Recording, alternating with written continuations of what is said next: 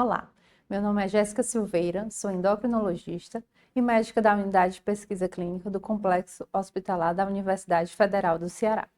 Vamos dar início à nossa sessão de número 15 de 2024, intitulada Fármacos no Tratamento do Diabetes Mellitus Tipo 2, na qual vamos tratar dos principais estudos das drogas agonistas de GLP-1 e inibidores do SGLT2. A sessão será ministrada pela nossa R2 de Endocrinologia, Emanuela Guedes.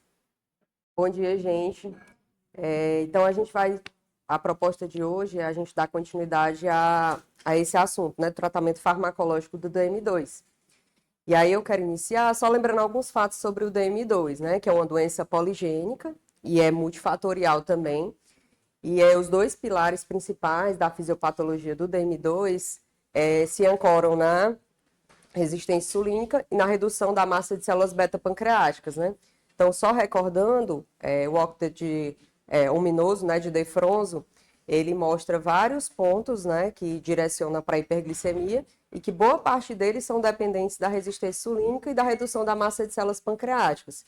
Então, por exemplo, a produção hepática de glicose tem a ver com o aumento da resistência insulínica hepática, a disfunção de neurotransmissores, então lá no hipotálamo, né, devido à resistência insulínica lá nessa região, vai deslocar a via, né, do apetite para um aumento da necessidade, do desejo de comer, então o paciente vai ganhar peso, isso vai piorar a resistência insulínica, a diminuição o aumento da resistência insulínica no músculo, que vai reduzir a reabsorção de glicose muscular, também a resistência insulínica nos adipócitos, e isso vai induzir o aumento da lipólise, e esse aumento da lipólise vai fazer com que haja uma maior produção de ácidos graxos livres, e os ácidos graxos livres, eles fazem parte, né, do processo inflamatório, que acredita-se que tem correlação com a indução da resistência insulínica, né? Então, uma das substâncias que estão envolvidas nesse processo.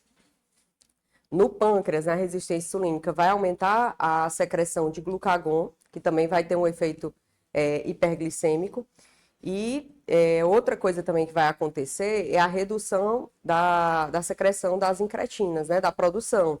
E as incretinas, que é dos pontos, né, dessa fisiopatologia que a gente vai falar, quando a gente falar dos análogos do GLP-1, né, são substâncias que elas são responsáveis por pelo menos 50% da insulina que é secretada glicose dependente no momento pós-prandial, né? Então, no processo fisiopatológico do diabetes, a gente vai ter um efeito reduzido das incretinas. E aí vai ter um prejuízo grande nessa secreção pós-prandial. É tanto que na história da doença do diabetes, é uma das primeiras alterações que acontecem no processo de hiperglicemia, a hiperglicemia pós-prandial. Outro ponto também que a gente vai ver vai ter um aumento da reabsorção de glicose renal. Isso por quê? Porque numa situação normal, o rim ele tem capacidade de absorver em torno de 180 gramas de glicose, né? Mas o paciente diabético, eu estou diante de um paciente que tem uma hiperglicemia. Então, o rim vai entender que ele precisa de mais cotransportadores, né? Sódio glicose do tipo 2, para poder reabsorver essa demanda de glicose que vai passar lá pelo rim. Então, a gente também vai ter um aumento desses cotransportadores e vai ter um aumento da reabsorção de glicose, né?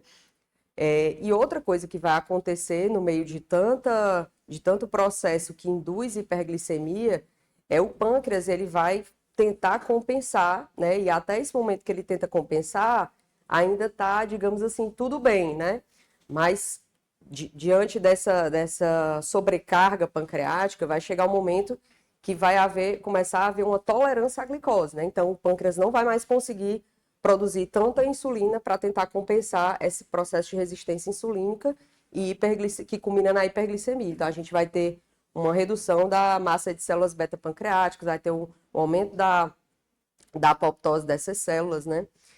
E aí o diabetes tipo 2 é o diabetes mais comum, ele representa 95% dos casos, e 80 a 90% dos casos ocorrem em indivíduos que têm excesso de peso. Então, a obesidade é um dos principais fatores de risco, talvez até o principal fator de risco envolvido nessa fisiopatologia do diabetes tipo 2, né? e outras alterações metabólicas também envolvidas na síndrome metabólica, considera são fatores de risco para desenvolvimento do DM2, como a hipertensão, a dislipidemia, né? O diabetes, por conta de toda essa fisiopatologia dele, ele aumenta a mortalidade, reduz a expectativa de vida, né? Então, os pacientes que têm diabetes tipo 2, eles têm uma expectativa de vida menor, né? Então, o objetivo principal do tratamento do diabetes é eu diminuir as complicações micro e macrovasculares, que são elas que vão aumentar a mortalidade desses pacientes, reduzir a expectativa de vida. É tão verdade que a principal causa de cegueira adquirida é o diabetes, a principal causa de amputação não traumática é o diabetes, a principal causa de doença renal crônica dialítica também é o diabetes. E nesse grupo de pacientes com diabetes, a principal causa de morte neles é por doença cardiovascular, né? Então, só para a gente recordar. Então, a gente vai falar dos análogos de GLP-1 e dos inibidores do cotransportador de sódio glicose renal, tipo 2, né? Então, os análogos de GLP-1, hormônio liberado pelas células, o GLP-1, hormônio liberado pelas células L enteroendócrinas, ele está localizado no íleo e no cólon, essa produção. Ele vai estimular a secreção de insulina de maneira glicose dependente, como eu falei mais atrás. Esse é um dos motivos pelo qual essas medicações, elas não costumam, as medicações que são análogos de GLP-1, elas não costumam dar hipoglicemia, né? Então, geralmente, as situações que elas dão hipoglicemia é quando elas estão associadas com secretagogos, por exemplo, né? Que são medicações que elas podem causar isso. Ou associados com insulina, por exemplo. Um dos efeitos que essa medicação tem de aumentar a secreção de insulina é diminuir a secreção de glucagon e ele tem um efeito também de proteção, né? Ele prolifera as células beta e diminui a apoptose dessas células também. Outro efeito é o retardo do esvaziamento gástrico. E esse retardo do esvaziamento gástrico, ele tem um efeito sobre a hiperglicemia no sentido de que o paciente ele vai sentir mais saciedade, né? Então ele vai comer menos e isso juntamente com a sensação de saciedade não só por reduzir esse esvaziamento gástrico, mas por ação no próprio hipotálamo, vai reduzir o apetite do paciente, vai propiciar a perda ponderal, e aí isso vai ajudar no controle glicêmico do paciente, né? Então, tem um efeito direto sobre a hiperglicemia, mas tem um efeito indireto, que é pela via da perda de peso. Além disso, vai melhorar a sensibilidade periférica à insulina, então, em fígado, em adipócitos, né? Vai aumentar a captação de pelo músculo esquelético, está relacionado também com essa melhora da sensibilidade à insulina. E tem um efeito também cardio e neuroprotetor, né? Aqui são alguns exemplos, né? As que a gente vai falar, liraglutida, né? Que ela tem a apresentação do Victoza e do Saxenda, que eu acho que não apareceu aqui. Do Saxenda, a Victoza que vai a dose até 1,8, o Saxenda vai até a dose 3, que é a que a gente usa a dose para obesidade, né? No diabetes, os estudos, eles usam a dose de 1,8 para poder fazer o comparativo em relação à glicada, né? A semaglutida, que ela tem injetável, que é o Ozempic, né? Tem essas apresentações 0,25, 0,5 e 1, e aí você vai escalonando a dose. De acordo com a tolerância do paciente, os estudos trabalham com 0,5 e 1 para ver sobre essa parte glicêmica. E o Ribelsus, que é o representante da sema oral, né? E aí tem a apreciação de 3, 7 e 14. Também é com escalonamento de dose, conforme a tolerância do paciente. E tem a dulaglutida, o Trulicity, que ele tem a apreciação de 0,75 e 1,5. Também é escalonando, que a gente chega lá conforme a tolerância do paciente. Então, a liraglutida, ela tem uma meia-vida entre 10 e 14 horas, a aplicação é subcutânea uma vez ao dia, ou seja, é diária, né? Ela é resistente à degradação do DPP-4, que é importante para ela poder executar a sua função. A redução da glicada pode chegar até 1,2, né, nos estudos que foram feitos. Tem uma comprovada segurança cardiovascular, que foi feito por meio do estudo Leander, né? E ela é usada também no tratamento da obesidade, como eu falei, na prestação de 3 mg por dia, né? Nos estudos também que foram feitos com essa medicação, foi visto que a dose de 1,8, que costuma ser a dose máxima para o diabetes, que a gente planeja alcançar, ela também tem um efeito benéfico sobre a doença hepática gordurosa, né? Então, pode melhorar a bioquímica, histologia e até causar uma resolução completa em 39% dos casos. Então, esse estudo Leander, né, ele teve uma finalidade. Qual foi a finalidade? Avaliar a segurança cardiovascular da liraglutida. Então, foi um estudo randomizado duplo cego, a maioria desses são assim. A liraglutida foi usada na dose de 1,8, foi comparada com o placebo. O grupo de pacientes que foi trabalhado nesse estudo foram DM2 com alto risco cardiovascular. E o desfecho composto primário, para eu poder julgar se esse medicamento é ou não seguro, foi avaliar a primeira ocorrência de morte por causas cardiovasculares, infarto ou AVC não fatal. Né? Então, a pergunta era, a liraglutida é não inferior ao placebo? Ou seja, ela é segura? Né? Então, ela mostrou realmente uma superior... Ela não só mostrou que não era inferior ao placebo, como ela mostrou que era superior em relação ao placebo. Né? Então, dos eventos desfecho composto primário, ocorreu mais no placebo do que na liraglutida. Os principais efeitos adversos, os mais comuns, né, são exatamente do trato gastrointestinal, principalmente náusea, mas tem outros efeitos também que foram observados. Diarreia, um questionamento, eu vou falar mais no final, mas sobre a questão da relação com pancreatite, né, que poderia causar, mas não mostrou uma diferença significativa. E aqui é só para ilustrar, né, os gráficos. Então, o desfecho primário, que a gente vê a liraglutida ali inferior, com menos eventos do que o placebo, né? Infarto do miocárdio e AVC não teve uma diferença tão robusta diretamente, mas quando você avalia o composto primário, eles realmente mostraram uma diferença, né? Morte por todas as causas também foi diminuída. Foi avaliado também hospitalização por insuficiência cardíaca, a liraglutida também teve menos, e por causas cardiovasculares foi o que principalmente fez ela ganhar robustez quando a gente fala do composto, né? Considerando morte cardiovascular, infarto e AVC não fatal. Que era? Queria falar uma coisa? E a outra, a do liraglutida, né? Tem uma absorção mais lenta e menor depuração renal. Por conta disso, ela pode ser aplicada semanalmente na dose de 1,5 miligramas.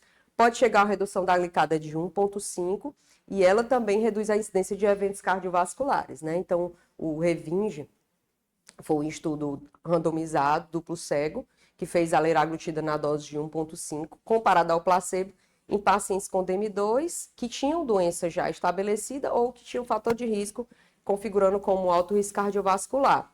O desfecho primário que foi avaliado foi também a primeira ocorrência do composto, né? Desfecho de infarto agudo do miocárdio, não fatal, acidente vascular não fatal e morte por causas cardiovasculares, incluindo causas desconhecidas também. Né? Então, o objetivo, nesse caso, foi responder se a adição do liraglutida ao regime dos pacientes, ao que os pacientes já usavam para o tratamento do diabetes, e eram pessoas de meia idade, pessoas mais velhas, se reduzia a incidência de resultados cardiovasculares em relação ao placebo. Então, observou-se realmente que havia uma incidência menor no grupo do liraglutida, comparado ao placebo. Né? Então, aqui, para a gente ilustrar a composição primária do estudo, né? Então, aquela vermelhinha do liraglutida teve menos eventos, o infarto não teve uma diferença significativa e morte cardiovascular também foi mais ou menos pareada, mas a do liraglutida ainda ficando com menos eventos. E o que realmente chamou mais atenção, que fez esse composto total ser menor do liraglutida de uma forma significativa, foi o AVC não fatal, né, que foi menor realmente de uma forma significativa com o grupo da do liraglutida. Aqui é mostrando outros efeitos também sobre a glicada, né, então ela realmente teve uma redução mais considerável da glicada quando comparada ao placebo. A pressão sistólica, que ela também chegou a ter um efeito sobre a pressão sistólica, e a perda de peso, que ela também conseguiu oferecer esses pacientes a perda de peso. Em relação a uma outra coisa que foi observada é que essas medicações também, elas aumentam um pouco a frequência cardíaca, né, dos pacientes. Mas, no geral, acabou diminuindo causas cardiovasculares, né. A semaglutida, que é a outra medicação desse grupo que a gente vai falar, a terceira, ela mostra também nos estudos uma maior redução da glicada e do peso corporal quando ela é comparada a outras medicações, né? Então, ela chegou a uma redução de 1,5 na glicada, né? É tanto que o estudo com a semaglutida injetável, ele até um estudo que ele conseguiu colocar os pacientes dentro da meta adotada pela ADA de controle da glicemia, né? De controle glicêmico, abaixo de 7. Então, conseguiu colocar boa parte dos pacientes dentro dessa meta. Ela conseguiu reduzir 26% dos eventos cardiovasculares, né, quando a gente fala de AVC não fatal, e também foi observado nos estudos agravamento da retinopatia diabética. Isso aqui acredita-se que tem relação com o controle mais vigoroso glicêmico, né, o controle glicêmico mais rápido, então pode ter dado essa maior frequência de retinopatia diabética nos pacientes. A semaglutida oral, ela também se mostrou superior à sitagliptina e à empagliflozina na redução da glicada e do peso corporal. E a semoral, ela não chegou a ser inferior à liraglutida na redução da glicada e até chegou a ser mais efetiva em termos de redução ponderal, né? Então, ela chegou a reduzir 4,4 quilos nos pacientes dos estudos, né? E outra coisa é que a semaglutida oral, que é uma medicação que chegou depois do que as injetáveis, ela também mostrou segurança cardiovascular, assim como os outros análogos do GLP-1. Então, um dos estudos que foi feito com a semaglutida, esse foi a oral, foi o SUSTAI, né? Foi também randomizado duplo cego. Ele comparou a semaglutida injetável nas doses de 0,5 e 1, conforme foram distribuídos os pacientes, mas a proporção foi 1 para 1 para 1. Comparando com o placebo. O grupo de pacientes era DM2 sem tratamento prévio. O que eles pediam era só que a glicada chegasse no máximo a 9,5, né? E os pacientes idealmente tinham que estar sem nenhuma terapia, ser virgens de tratamento. Mas ao longo do estudo podia se associar, se não fosse mostrando uma redução importante da glicada, da glicemia do paciente, glicemia sérica, podia ir associando outras drogas, certo? O endpoint primário desse estudo foi avaliar a mudança média da glicada e o desfecho secundário foi ver a questão da perda de peso médio. Então, ela mostrou uma melhora significativa realmente na glicada e também do peso corporal, né? E mesmo assim mostrou uma segurança semelhante à dos outros análogos, né? Que eram disponíveis até, que estavam sendo estudados que já estavam sendo estudados nesse mesmo período. Então, a glicada com a sema de 0,5, ela chegou a cair 1,45, com a de 1 chegou a cair mais de 1,5, comparado ao placebo, que praticamente não teve mudança, né? E uma coisa interessante também, por conta daquele efeito que a gente falou lá no começo, né? Por ela ter ela conseguir fazer uma redução da glicemia dependente de glicose, ela causa menos hipoglicemia e principalmente hipoglicemia grave, e sem fazer o paciente ganhar peso, né? Em relação ao peso, a de 0,5 chegou a cair 3,73 e a de 1 miligrama chegou a cair 4,53 quilos em média, né, nos pacientes. Aqui é só um gráfico ilustrando, né, a queda da glicada. Você vê que a semaglutida, a verdinha é da semaglutida de 1 miligrama, né? Então, a de 1 miligrama e 0,5 foi bem parecida, mas a de 1 miligrama realmente se destacou na queda da glicada e na perda de peso, principalmente, ela se destacou bem em relação ao placebo e a de 0,5. Outro estudo também que foi feito com a semaglutida, já esse foi com a semaglutida oral, foi o Pioneer 1, né? Tem várias etapas esse estudo, vou falar só do 1.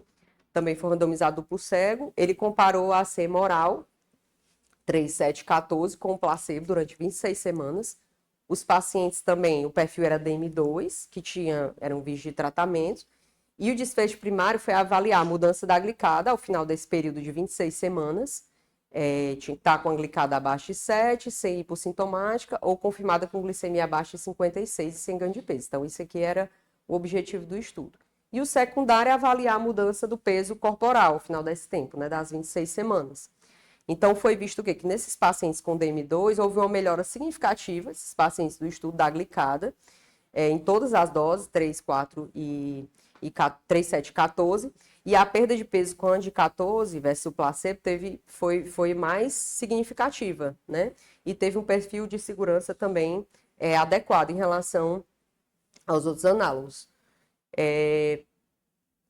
Aqui são alguns gráficos, né, mostrando, então, aqui mostrando a queda da glicada. A de 14 chega a cair 1,5, foi bem parecido com a injetável. A de 7, 1,3 e a de 3, 0,6, né? Foi menos robusta, mas teve uma queda. E em relação ao peso, né? Que a de 14 chegou a cair mais de 4 quilos, né? Então foi uma diferença bem importante mesmo. Os efeitos colaterais dessas medicações são principalmente gastrointestinais, como a gente tinha falado, mais destaque para as náuseas, mas costuma-se ver, nos estudos também eles foram vendo que com o escalonamento da dose, né, e dos pacientes, eles foram começando a tolerar esses sintomas, né, então é mais no início, a maioria dos pacientes. E aí, outros sintomas também que eu tinha falado, vômito, náusea, a questão da hipoglicemia, que a gente já comentou por 2 vezes. A pancreatite é rara, né? Mas também se acontecer uma pancreatite relacionada com, que você correlacione com o uso da medicação, aí é interessante que você não faça mais, na verdade é até contraindicada, é recomendado que não se faça. Outra contraindicação é ter história de carcinoma medular da tireoide, isso não foi visto na questão clínica, né? Mas foi visto em estudos com ratos, uma maior correlação com o desenvolvimento de carcinoma medular da tireoide. E aí, outra situação também que é contraindicado é pacientes que têm história de NEM 2A, né, neoplasia endócrina múltipla 2A, ou o paciente mesmo ou algum familiar, porque aí tem um risco maior, né, e estima-se que tem um risco maior. Outra coisa que se orienta é que não façam uso simultâneo com o inibidor da DPP-4, porque a via do mecanismo é semelhante, né. E esses pacientes, eles foram estudados com clearance acima de 15, né? Então, os estudos com os análogos do GLP-1, eles não foram feitos em pacientes com clearance menor que 15. As outras medicações, a outra classe de medicações, inibidores de cotransportador de sódio-glicose, tipo 2, né? Os representantes a gente também chama de glifosina, dapaglifosina, canaglifosina e a EMPA. Todos são administrados em via oral, em dose única diária. E o mecanismo de ação, como eu já tinha pontuado mais no início, né?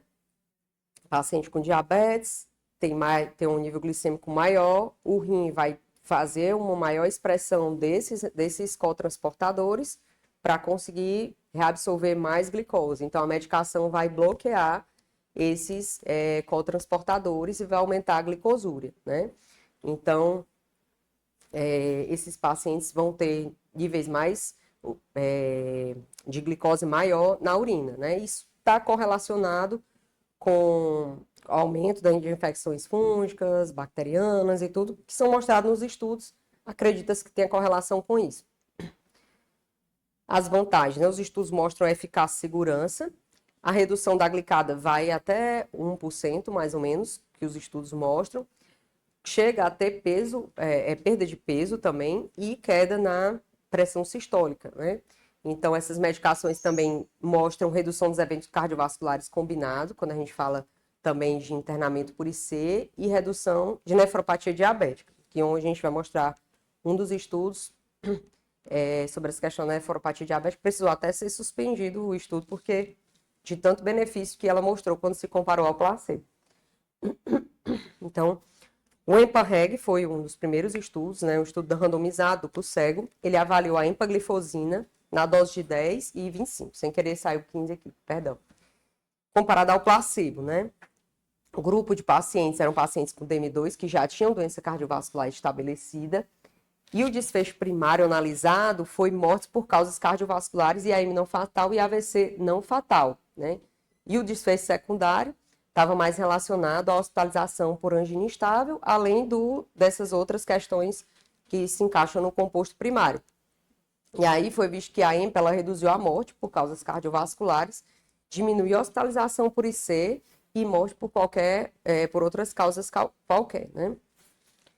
E isso foi observado não só na dose de 25, que é a maior, mas também na dose de 10 miligramas, tá? Esses benefícios da medicação. Uma coisa que a gente vai notar, quando a gente comparar o EMPA-REG com o DECLARE, né? é que a taxa de filtração glomerular dos pacientes que já estavam no estudos, no EMPA-REG, ele pega os pacientes com taxa de filtração acima de 30, né? Então, ele pega o grupão mesmo que tem doença renal crônica mais grave, né? Que tem doença cardiovascular estabelecida, e isso acabou dando uma diferença entre os dois estudos, muito provavelmente por conta disso. E aí, então aqui só ilustrando, né, em relação ao desfecho primário, que a empaglifosina foi superior ao placebo. Em relação à morte por doenças cardiovasculares, foi discutivelmente superior ao placebo. Morte por outras causas também, e hospitalização por IC, né? Tanto que é uma medicação que hoje ela está nas diretrizes do pessoal da cardiologia, né, em relação a isso. Então, o DECLARE já foi um estudo que ele foi feito com a DAPA, 10 miligramas comparado ao placebo. Também eram pacientes com DM2 com doença cardiovascular, né, ou com alto risco, mas a taxa de filtração glomerular dos pacientes já era acima de 60, né? Então, talvez deu menos robustez para os mesmos benefícios que a gente viu na EMPA, só que com menos robustez. Então, provavelmente por isso aqui. Desfecho primário analisado, né? Para a segurança, foram compostos de eventos cardiovasculares maiores, como morte cardiovascular, IAM e AVC e AVCI. E o desfecho primário de eficácia foi visto os eventos cardiovasculares maiores e composto de cardiovascular hospitalização por IC. Aí aqui só mostrando, né, que você vê que tem realmente uma superioridade da DAPA em relação ao placebo, mas você percebe que tem uma diferença menos robusta, né, quando a gente vê a da empaglifosina, né. Claro que foram estudos diferentes, mas provavelmente eles atribuem essa questão do grupo de pacientes com taxa de filtração glomerular maior, né.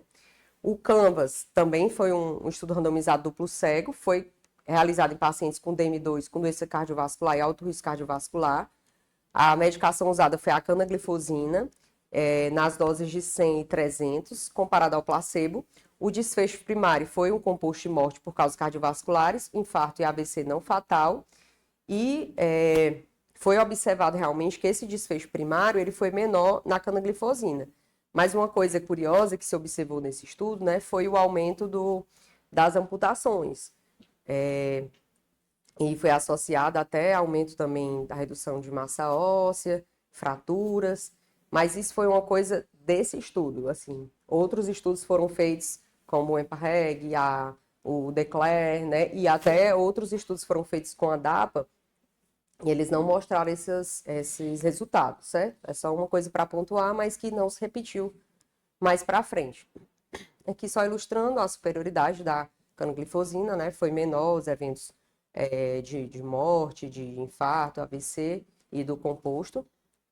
E por último, o CREDENCE, né? Que foi um estudo também analisado com canaglifosina, só que agora só com a dose de 100.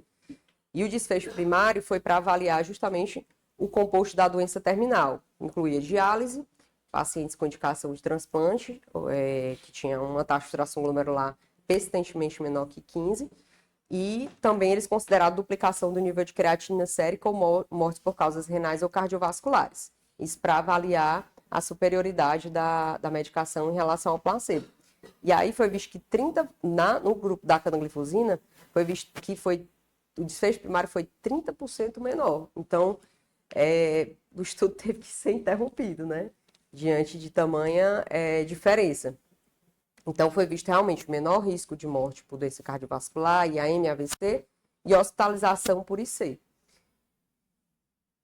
Aí aqui é só para ilustrar, né, o desfecho primário da canaglifosina, ela foi a superioridade em relação ao composto lá renal, né, a queda da taxa de filtração glomerular, chegando à diálise, chegando à indicação de transplante por taxa de filtração glomerular menor que 15 persistentemente, valor dobrado da creatinina. Então, você vê que tem uma diferença bem robusta em relação ao placebo.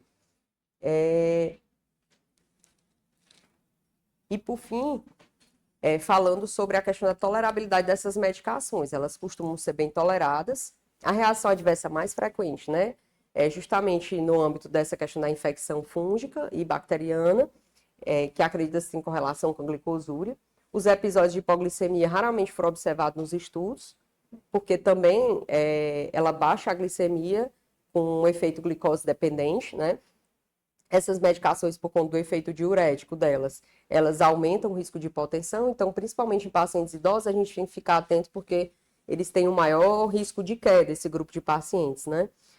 Hipotensão ortostática é pouco frequente, e um efeito também que essas medicações causam é vasoconstrição na arteriolar renal aferente, e isso, inicialmente, quando você começa o tratamento com essas medicações, pode, na maioria das vezes, vai acontecer uma redução inicial da taxa de fração glomerular, mas depois o paciente consegue recuperar. Inclusive, essas medicações, elas têm um efeito sobre a redução da proteinúria, né?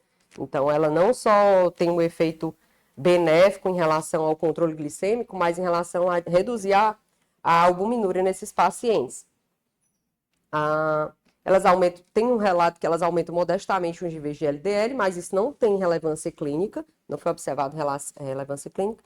E sobre aquilo que eu falei que foi visto no Canvas, né? O aumento da reabsorção óssea e a associação com risco de fraturas e amputação dos membros inferiores, mas que não foi reforçado em estudos que foram feitos com outras medicações da mesma classe e nem com o próprio canaglifosina. E em relação ao aumento do risco de cetoacidose diabética e euglicêmica, é principalmente nos pacientes com DM1, né? Então, essa preocupação não deve ser uma coisa da nossa rotina com relação aos pacientes com DM2, né? É mais mesmo com os pacientes com DM1. E é isso, assim, só para encerrar, essa imagem eu escolhi porque esses avanços, né, no tratamento com diabetes nesses últimos anos que está acontecendo a uma velocidade muito grande e a gente vê que há uma mudança até na sobrevida dos pacientes, né, na qualidade de vida e tudo, e isso dá mais esperança para esses pacientes, né? Inicialmente a gente falou que eles têm uma expectativa de vida reduzida, tem um maior chance de acontecer eventos cardiovasculares, que isso acaba também aumentando a morbidade desses pacientes, às vezes fica acamado, às vezes fica com limitações de realização de atividades diárias, ainda que não fiquem acamados, né, por questões de limitações, às vezes cardíacas, insuficiência cardíaca e tudo, ou essa questão da diálise mesmo, né, os pacientes irem 3 vezes por semana para uma clínica de diálise, isso acaba, a gente às vezes não tem noção, né, mas isso acaba influenciando muito a vida de uma pessoa, uma viagem que ela quer fazer, ou um parente que ela quer visitar, várias coisas, né, que são demandas que vão sendo geradas na vida desse paciente, e a gente às vezes atendendo ali, exigindo do paciente isso, aquilo e tal, que é o nosso papel, a gente não pode deixar de fazer, mas às vezes naquela pressão tão grande a gente esquece um pouco dessas dificuldades, esses desafios que esses pacientes têm que enfrentar, né? Então, essas terapias que vêm surgindo já há alguns anos, elas têm trazido muita esperança nesse sentido para os pacientes, né? Então, por isso eu escolhi essa frase, o coração alegre, literalmente aformoseia o rosto, né? Então, a gente falou muito aqui de proteção cardiovascular, redução de risco cardiovascular, redução de morte cardiovascular, e eu acho que é a principal mensagem, né? Que essas medicações elas vêm trazer para a gente, que vai além do descontrole glicêmico, né?